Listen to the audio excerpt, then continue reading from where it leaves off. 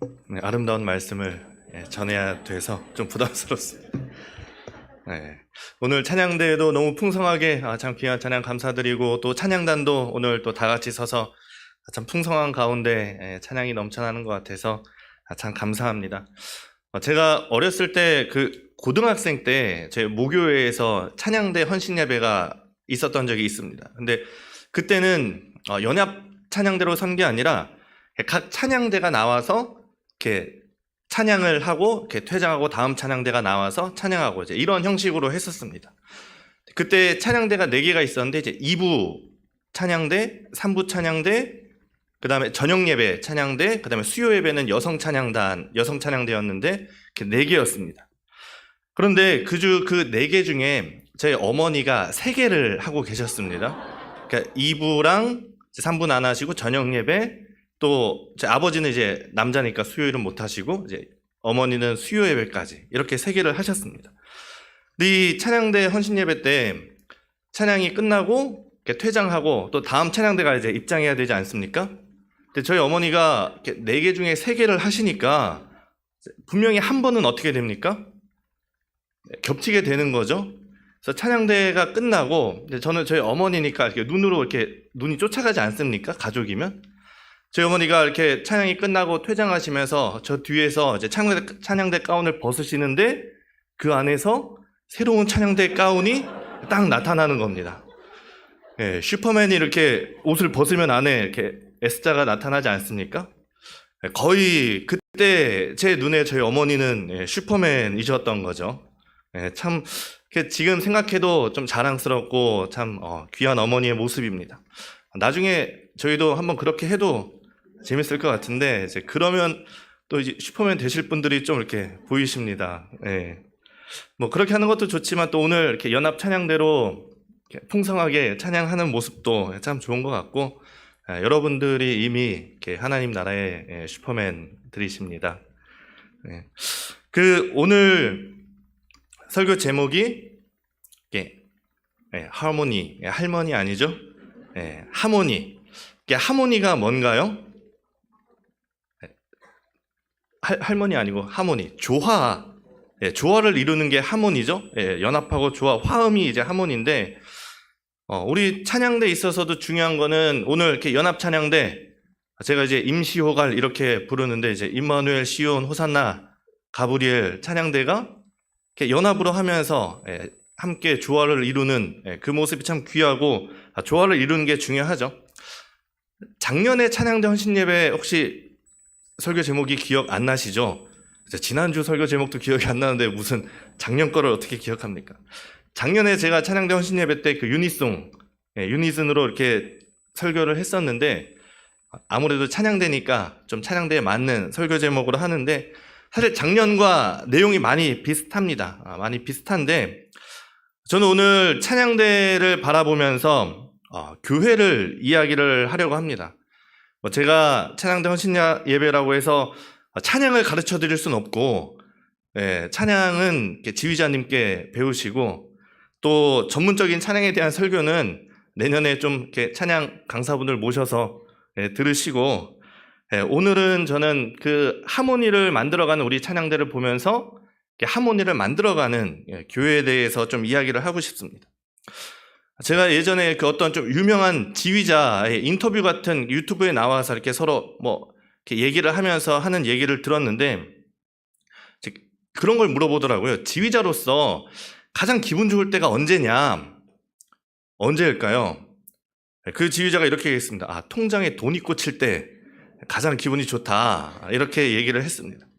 그리고 나서 두 번째 기분 좋을 때가 모든 악기가 한 곡을 연주하는 느낌이 들 때, 그때 참 기분이 좋다. 이런 얘기를 했습니다. 그러면서 비유하기를 보드 서핑을 하는데 여러 사람이 이 한 보드에 타서 가는데 안정적으로 가는 그런 느낌. 참고로 이분은 서핑을 안 해보셨다고 합니다. 그런데 그런 느낌이라는 거죠. 그러니까 뭔가 각자 다른 악기로, 각자의 수많은 악기로 한 곡을 연주하는 느낌이 들 때 기분이 좋았다. 이런 얘기를 했습니다. 그게 하모니, 조화를 이루는 거죠. 조화를 이루는 거죠. 오늘 찬양대 헌신 예배니까 제가 이제 음악적인 부분을 좀 더 얘기하면 제가 음악 전공이 아니라서 사실 잘 모릅니다만 저도 성가대 하면서 주워 들었던 지휘자님이 가르쳐 주셨던 그 얘기를 좀 하면 혹시 틀리면 지휘자님 저한테 윙크를 딱 해주시면 수정하겠습니다. 제가 저도 이렇게 성가대 하면서 지휘자님이 가르쳐 주셨던 얘기 중에 유독 기억에 남는 단어가 하나 있는데 블렌딩이라는 그런 단어였습니다. 블렌딩 하면은 뭐죠? 이렇게 섞는 거죠. 커피도 우리가 커피 원두가 다양하지 않습니까? 뭐 케냐, 에티오피아, 콜롬비아, 과테말라. 블렌딩이면 뭐죠? 이런 걸 이제 섞은 거를 블렌딩 커피라고 하죠. 블렌딩이 잘 돼야지 이 곡이 정말 한 곡처럼 하나의 그 목소리처럼 들리게 되는 겁니다. 분명히 파트가 각 파트별로 있는데 블렌딩이 잘 돼야 이 곡이 하나의 곡처럼 들리는 겁니다. 이 블렌딩이 잘 안 되면 각 파트는 열심히 하고 각 파트별로 들어보면 잘 하는데 조화가 잘 안 맞을 수가 있습니다. 제가 성가대를 할 때 테너를 했었는데 테너를 하면 좀 높지 않습니까?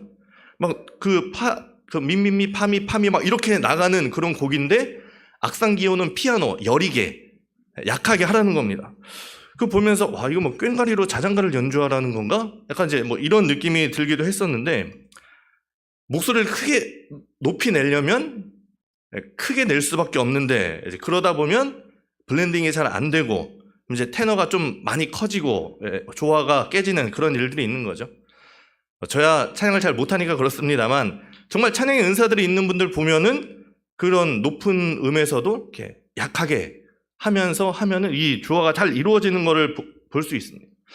그 솔리스트들이 나와서 이렇게 솔로의 어떤 그 파트를 하면서 찬양을 하고 뒤에서 이렇게 찬양대가 화음을 넣다가 이 솔로 파트가 없어지면 어떻게 됩니까? 이 솔리스트가 자연스럽게 그 뭐 소프라노나 알토나 뭐 각 파트에 녹아들어서 이렇게 찬양을 하지 않습니까? 녹아들면 그 솔리스트의 목소리를 찾을 수가 없습니다. 그게 잘 조화가 이루어진 거죠. 블렌딩이 잘 된 거죠. 비슷한가요? 네. 저는 오늘 교회에 대해서 말씀을 드린다고 했는데 오늘 우리가 읽은 이 본문 고린도전서, 고린도 교회에 보내는 이 바울의 편지죠. 이 고린도 교회는 어떤 교회였을까요? 하모니가 잘 이루어지는 교회였을까요? 아니면은 잘 안 이루어지는 교회였을까요?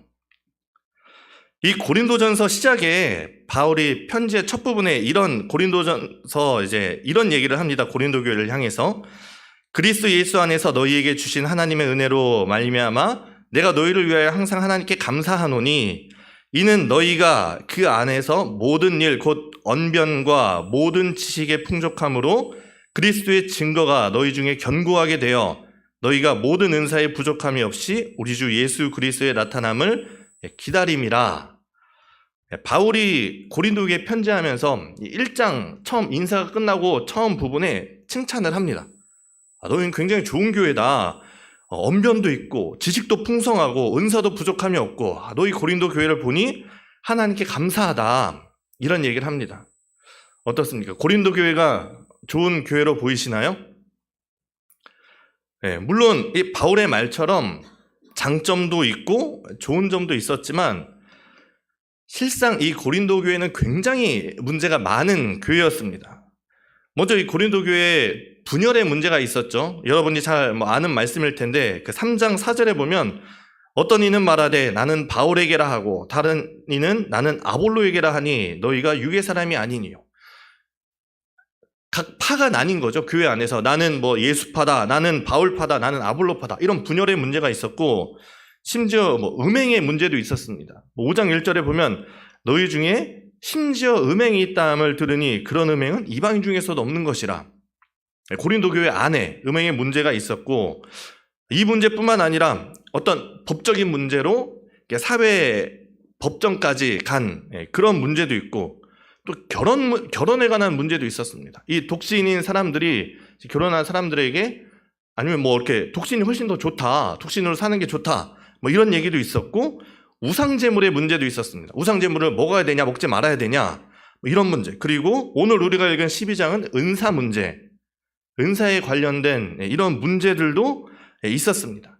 이런 문제들이 어떤 맥락이냐면 내가 옳다는 거죠. 내가 가진 은사가 더 좋은 거다. 특히 이 당시에 이제 방언이 굉장히 유행을 하면서 이제 방언이 눈에 보이고 가장 눈에 띄니까 이제 방언이 최고의 어떤 그런 은사로 하면서 방언하지 못하는 사람들을 업신여기게 되는, 우상의 재물 문제도 그렇죠. 나는 우상의 재물을 먹어도 된다라는 입장이고 그에 대한 생각이 있는데 이렇게 먹지 못하는 사람들 보면서 너희들 왜 그러냐, 이런 이야기들이 있는 겁니다. 예를 들면 저희가 내일부터 마스크를 벗어도 되지 않습니까? 국가에서는 이제 자율적으로 하지만 쓰는 것을 권장한다, 이렇게 얘기를 합니다. 특히 찬양대는 마스크 쓰고 하면 많이 답답하지 않았습니까? 근데 분명히 이제 누군가는 마스크를 벗는 사람이 있을 거고 누군가는 여전히 쓰는 사람이 있을 겁니다. 둘 다 괜찮죠. 근데 이런 사람이 생길 수 있다는 겁니다. 야, 마스크 벗어도 된다고 했는데 왜 쓰고 있냐, 이렇게 얘기하는 사람이 있을 수 있고, 그래도 위험한데 왜 벌써 마스크를 벗냐, 마스크 써라 라고 하는 사람이 있을 수도 있는 거죠. 자기가 옳은 겁니다. 써도 되고 안 써도 되는데 자기가 옳다 하면 그게 문제가 되는 거죠. 이 고린도 교회의 문제도 그런 겁니다. 그 사람들이 언변이 훌륭했고 지식이 풍족했고 또 어떤 은사가 많았는데 그것이 나의 교만이 되고 나의 의가 되는 겁니다. 그러니 다 이 고린도 교회는 다들 솔리스트만 있어서 각자 자기 소리만 내고 지식과 은사와 어떤 언변이 풍족하고 부족함이 없었지만 조화를 이루지 못했던 교회가 고린도 교회였던 것이죠. 그래서 이 상황을 바라보면서 우상 문제, 재물 문제, 음행 문제 얘기하면서 이 12장에서 은사에 대해서 얘기하면서 이렇게 먼저 시작을 합니다. 12장 1절에 형제들아 신령한 것에 대하여 나는 너희가 알지 못하기를 원하지 아니하노니, 알지 못하기를 원하지 아니하노니, 부정의 부정은 뭐죠? 강한 긍정이죠. 너희가 신령한 것, 너희가 은사라고 얘기하는 것에 대해서 좀 제대로 알아라 라는 그 얘기를 하는 겁니다. 그러면서 이 은사의 근본이 어디서 오냐에 대해서 얘기하면서 먼저 성령을 얘기하는데 3절에 이렇게 얘기합니다. 그러므로 내가 너희에게 알리노니 하나님의 영으로 말하는 자는 누구든지 예수를 저주할 자라 하지 아니하고 또 성령으로 아니하거든 누구든지 예수를 주시라 할 수 없느니라. 우리가 잘 아는 말씀이죠.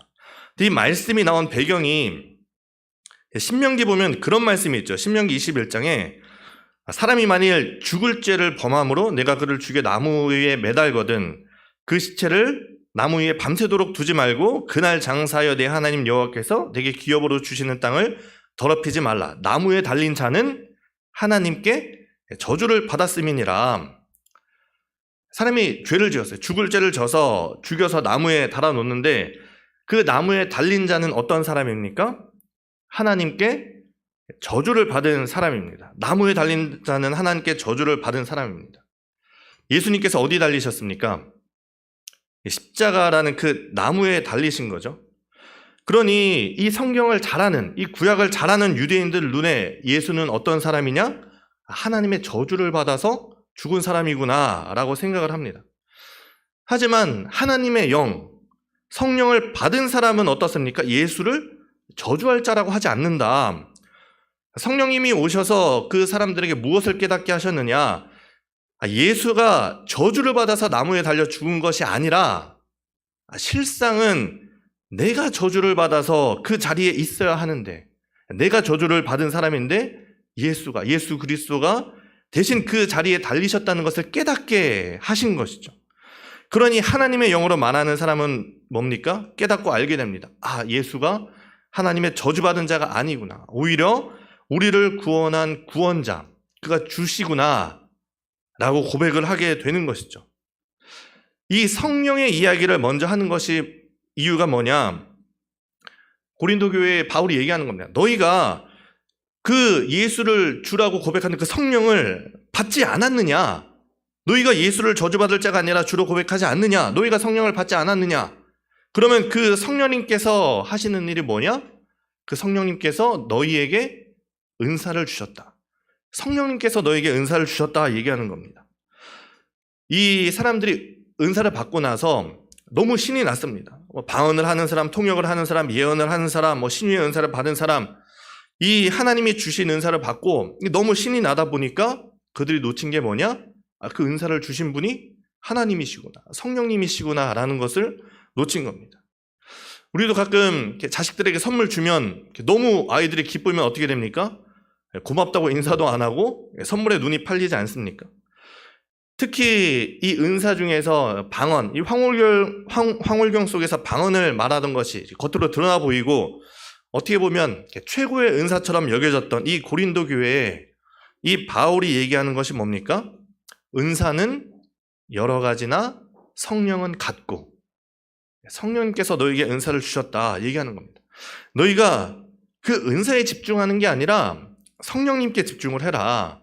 성령님께서 주신 은사를 행하는 것이 중요한 게 아니라 그 전에 성령님께서 너희에게 그 은사를 왜 주셨는지를 알고 행하는 게 중요하다.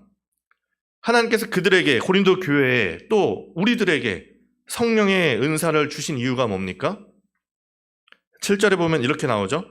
각 사람에게 성령을 나타내심은 유익하게 하려 하심이라.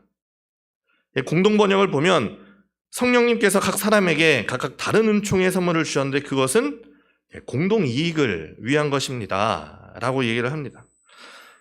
하나님께서 우리에게 성령을 주신 것이 어떤 내가 자랑하기 위해서가 아니라, 그걸 통해서 나의 어떤 유익이 아니라 공동의 이익을 위해서, 이 교회라는 공동체를 정말 교회답게 세우고 하나님 나라가 이 땅 가운데 임할 그 도구로 쓰이기 위해서 하나님께서 은사를 주셨는데, 이 사람들이 자기에게 주신 그 은사, 또 직분, 사역을 가지고 누가 더 높으니 누가 낮으니, 이 서로가 다 솔리스트만 되는데 혈안이 돼서, 그러니 어떻게 됩니까? 거기 은사는 있는데 성령님은 없고, 직분은 있는데 주가 없고, 사역은 있는데 하나님이 안 계시게 된 것입니다.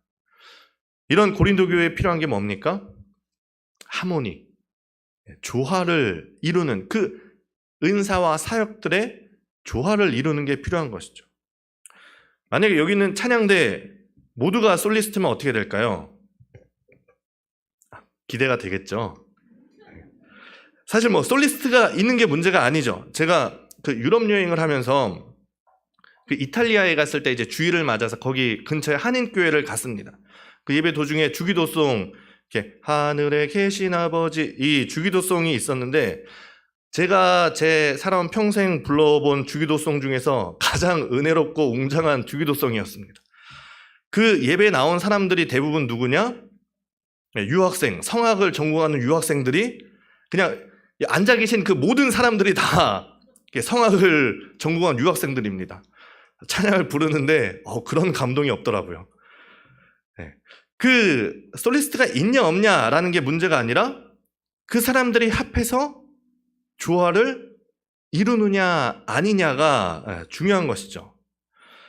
솔리스트만 각자 자기가 잘났다고 찬양하는 그 찬양대보다 저는 하모니를 이루는 우리 찬양대가 훨씬 더 좋습니다.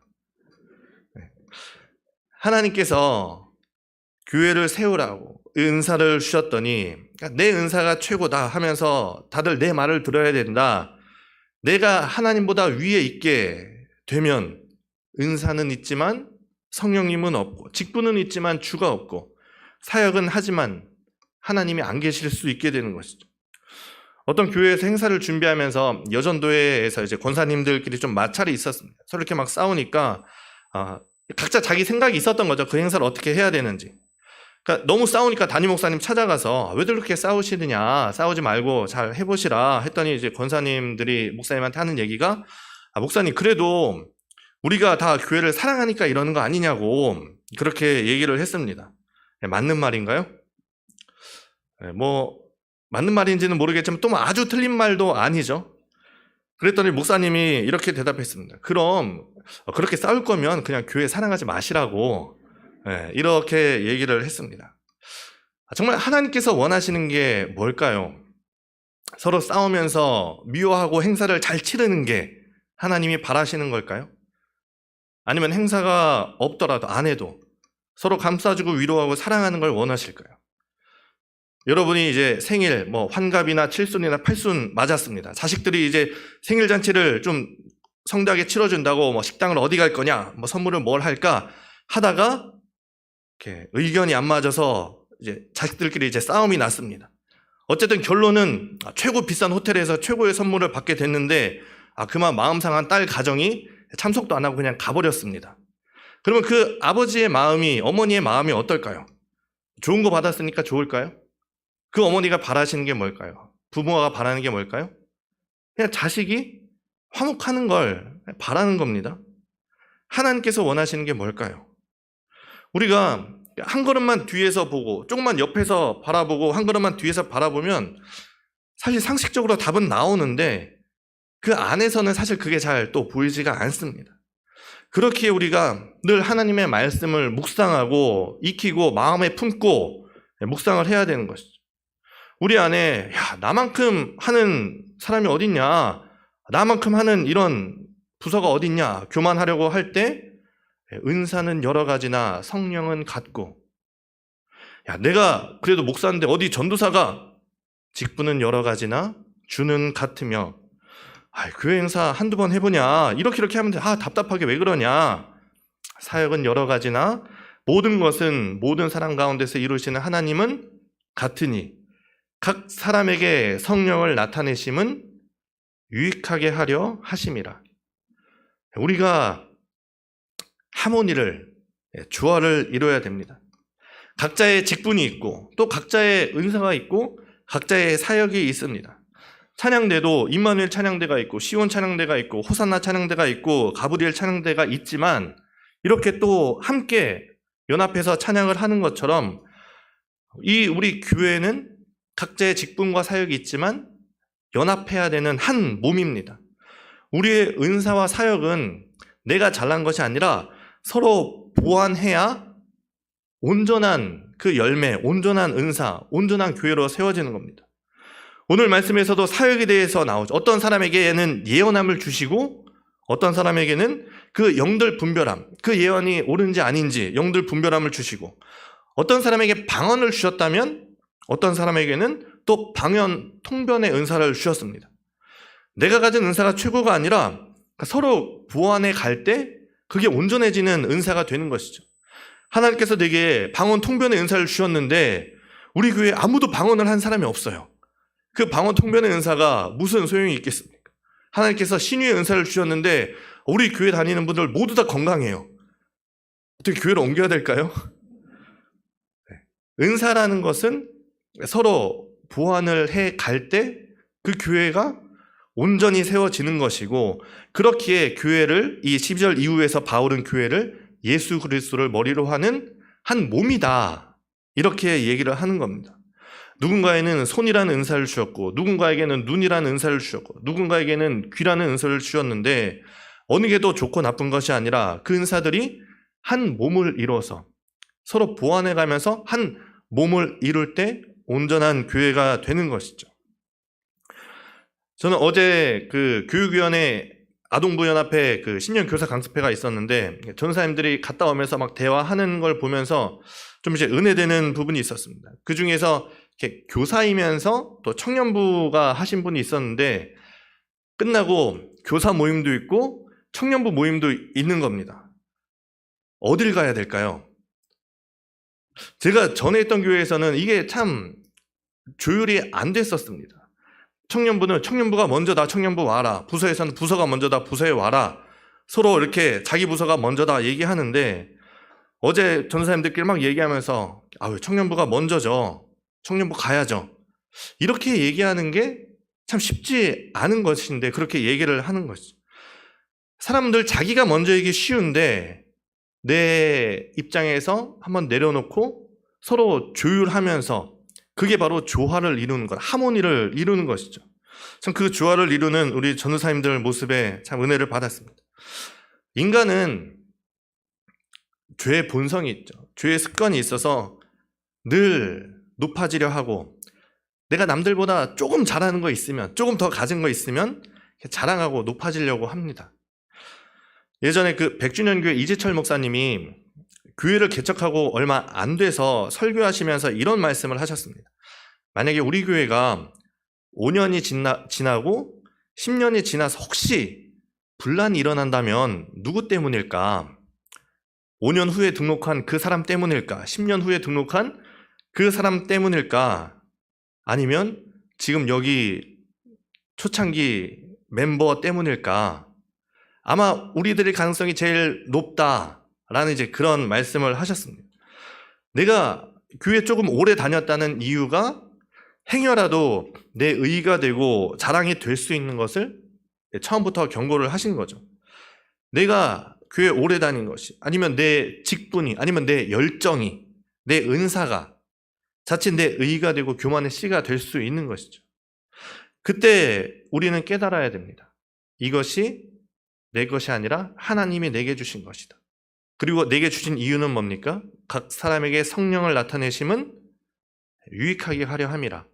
공동의 이익을, 우리가 다 함께 이익을 유익하게 하려 함이라. 교회 공동체를 위해서 쓰기를 바라면서 주시는 것이죠. 우리가 하나님께서 우리 각자에게 주신 이 은사와 또 직분과 또 사명으로 우리가 함께 하모니를 이루어가면서 우리 교회를 정말 아름답게 세워가는 우리 상일교회의 또 모든 성도님들이 될 수 있기를 바랍니다. 또 그 일에 우리 찬양대가 가장 먼저 또 앞장서시기를 바랍니다. 찬양대는 늘 하모니를 연습하는 사람 아닙니까?